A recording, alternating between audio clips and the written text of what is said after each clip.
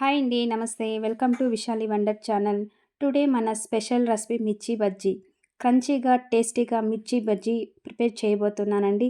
మిర్చి బజ్జీ పేరు చెప్పగానే చాలామందికి నోటిలో నీళ్లు ఊరుతుంటాయి కదండి. కొందరికి తింటే నీళ్లు వస్తాయి.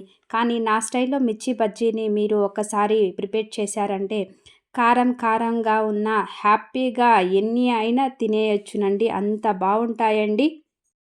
ఎంత ఎక్కువ సేపు పెట్టినా కానీ క్రంచీగా అలాగే ఉంటాయండి. ఇంకెందుకు ఆలస్యం, ఫ్రెష్గా ఉన్న పచ్చిమిర్చిని తోటలోకి వెళ్ళి తీసుకొని వచ్చేసి టేస్టీగా ఉండే స్టఫింగ్ మిర్చి బజ్జీని ఎలా ప్రిపేర్ చేయాలో నా స్టైల్లో చూపించబోతున్నానండి. ఈ మసాలా పౌడర్ని మీరు ఒక్కసారి ప్రిపేర్ చేసి పెట్టుకున్నారంటే మిర్చి బజ్జీలు చాలా టేస్టీగా రావడమే కాకుండా ఎప్పుడు కావాలంటే అప్పుడు టేస్టీగా బజ్జీలు అయితే వేసేసుకొని తినేవచ్చునండి. చూసారుగా, మిర్చి బజ్జీ తోటలో ఫ్రెష్గా ఉన్న బజ్జీ మిరపకాయల్ని తీసుకుంటున్నానండి. ఇది పచ్చిమిర్చి కన్నా కొద్దిగా లావుగా ఉండే బజ్జీలకి యూజ్ చేసే పచ్చిమిర్చి అండి. చూడండి, ఇలాంటి పచ్చిమిర్చిని అన్నిటిని కూడా తీసుకుని వచ్చి నేను స్టఫింగ్ మిర్చి బజ్జీని చూపించబోతున్నానండి. నా స్టైల్లో మీరు ఒక్కసారి ప్రిపేర్ చేశారంటే 1-2 తినేవాళ్ళు కూడా కడుపు నిండా తినేస్తారండి. అంత టేస్టీగా ఉంటుందండి. ఈవినింగ్ కోసం అయినా, ఈవినింగ్ స్నాక్స్ రూపంలో తీసుకోవడానికైనా, మార్నింగ్ టిఫిన్స్ అయినా సూపర్ టేస్టీగా ఉంటుందండి. ఇలా పచ్చిమిర్చిని అన్నిటిని కూడా తీసుకొని వచ్చి ఒకసారి బాగా వాష్ చేసి ఇలా మధ్యకి కట్ చేసుకుంటున్నానండి. ఇలా కట్ చేసుకోవడం వల్ల సీడ్స్లో ఉన్న కారం అన్నీ కూడా కొద్దిగా తగ్గిపోతుందండి. అలాగే నేను చూపించిన ప్రాసెస్లో మీరు ప్రిపేర్ చేసుకుంటే కారం కూడా ఎక్కువగా ఉండదండి. ఇలా కట్ చేసుకున్న వీటన్నిటిని కూడా ఒక బౌల్లోకి వేసేసుకొని ఒక 200 ml అంటే పచ్చిమిర్చి మునిగేంత వరకు వాటర్ వేసేసి ఒక 10-15 మినిట్స్ వీటిని ఉడికించుకోవాలంటే ఈ లోపల స్టఫింగ్ ప్రిపేర్ చేస్తామండి. స్టఫింగ్ ప్రిపరేషన్ కోసం 2 టేబుల్ స్పూన్ పల్లీలు వేసుకుంటున్నానండి. పల్లీలు ఒక 2 సెకండ్స్ ఇలా ఫ్రై అయిన తర్వాత ఇందులోనే 1 టేబుల్ స్పూన్ వాము వేసుకుంటున్నానండి. వాము ఫ్లేవర్ వల్ల ఈ బజ్జీ అయితే మరింత టేస్టీగా ఉంటుందండి. ఇప్పుడు ఇందులోనే కొద్దిగా చింతపండుని కూడా యాడ్ చేసేసుకొని వేట్ చేసుకుంటున్నానండి.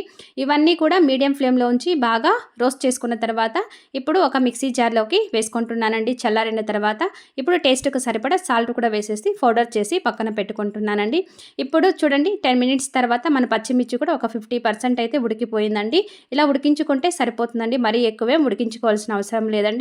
ఇప్పుడు పచ్చిమిర్చిలోకి మనం ప్రిపేర్ చేసుకున్న మసాలా పౌడర్ మొత్తాన్ని కూడా ఒక టేబుల్ స్పూన్ పట్టేలాగా స్టఫ్ చేసి అన్నీ కూడా పక్కన పెట్టేసుకోవాలండి.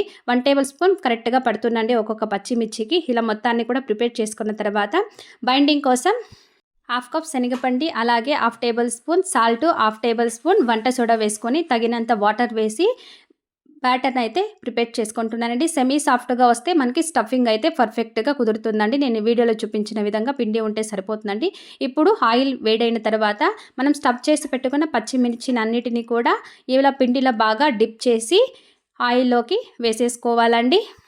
ఇలా ప్యాన్కి సరిపడా బజ్జీలన్నిటి కూడా వేసేసుకొని ఇంకొక సైడ్ టర్న్ చేసుకోవాలండి. ఫస్ట్ టైం ఫ్రై చేసుకునేటప్పుడు ఒక 5-10 మినిట్స్ సరిపోతుందండి. లేదా 30 సెకండ్స్ అయితే పర్ఫెక్ట్గా మీడియం ఫ్లేమ్లో ఉంచి ఫ్రై చేసుకోవాలండి. ఇలా ఫ్రై చేసుకున్న వీటిని పక్కకి తీసేయాలండి. ఇప్పుడు ఇంకొకసారి వేసుకునేవి ఫ్రై అయ్యేలోగా ఇవి కొద్దిగా చల్లారుతాయి కదండి. ఇప్పుడు ఫస్ట్ ఫ్రై చేసుకున్న వీటిని ఇంకొకసారి వేసేసుకొని గోల్డెన్ బ్రౌన్ కలర్ వచ్చేంత వరకు, క్రంచీగా అయ్యేంత వరకు మరో 1 మినిట్ హై ఫ్లేమ్లో ఉంచి వేయించుకోవాలండి. ఫస్ట్ మీడియం ఫ్లేమ్లో వేయించుకోవాలి. సెకండ్ టైం హై ఫ్లేమ్లో ఉంచి వేయించుకుంటే ఎక్కువసేపు క్రిస్పీగా ఉంటాయండి. అలాగే ఇలా ఫ్రై చేసుకున్న తర్వాత వీటిపైన మూత పెట్టకుండా క్లాత్ వేసి ఉంచితే ఎక్కువసేపు క్రంచీగా, క్రిస్పీగా ఉంటాయండి. ఓకే ఫ్రెండ్స్, చూసారుగా ఈ వీడియో ఎంతో టేస్టీగా ఉండే స్టఫింగ్ మిర్చి బజ్జీని మీరు కూడా ఒకసారి ట్రై చేసి చూడండి. ఈ పౌడర్ని ప్రిపేర్ చేసుకుంటే మీకు ఎక్కువ రోజులు స్టోర్ చేసుకోవచ్చునండి ఫ్రిడ్జ్లో. ఇప్పుడు చేసుకునే మిర్చి బజ్జీ కాకుండా ఒకసారి ఈ స్టఫింగ్ మసాలా బజ్జీని ట్రై చేసి చూడండి. అందరికీ కూడా చాలా నచ్చుతుందండి. ఈ మసాలా పౌడర్ చేసుకోవడం కూడా చాలా ఈజీ అండి.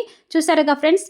ఓకే ఫ్రెండ్స్, ఈ వీడియో మీకు నచ్చినట్లయితే లైక్ చేయండి, షేర్ చేయండి, సబ్స్క్రైబ్ చేసుకోండి. అలాగే మీ ఫ్రెండ్స్ అండ్ రిలేటివ్స్కి తప్పకుండా షేర్ చేయండి. ఈ స్టఫింగ్ మసాలా బజ్జీని మీరందరూ కూడా ఒకసారి ట్రై చేసి మీకు ఎలా వచ్చిందో కమెంట్ చేయండి. అలాగే మీకు ఇలాంటి టేస్టీ రెసిపీస్ కోసం నా ఛానల్ని ఒకసారి విజిట్ చేయండి.